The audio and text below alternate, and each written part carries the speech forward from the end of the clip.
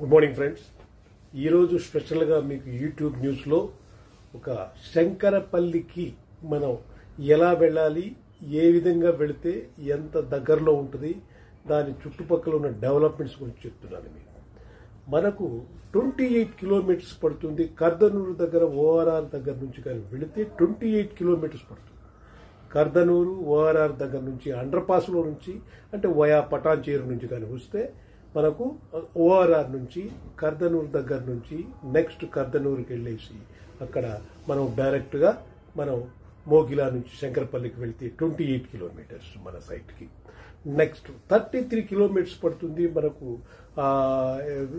తెల్లాపూర్ యొక్క జంక్షన్ నుంచి కానీ వెళితే 33 కిలోమీటర్స్ పడుతుంది వయా మోగిలా శంకరపల్లి.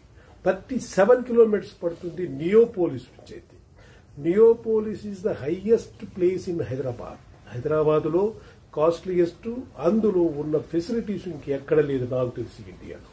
సో నియోపోలిస్ నుంచి మనకు 37 కిలోమీటర్లు శంకరపల్లి వస్తుందన్నమాట.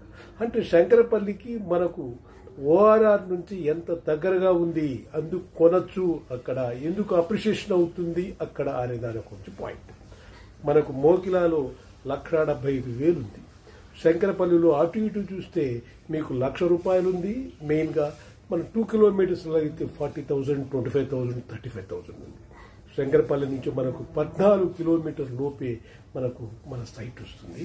మెహతాబ్ ఖాన్ గూడెం నుంచి వికారాబాద్కి వెళ్లే రూట్లో ఆ site 65 acres farm land, 10,000 rupees per square yard.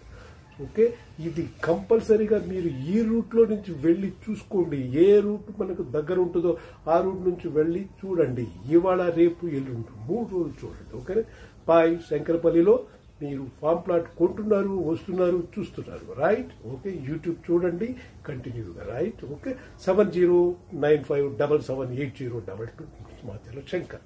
Thank you.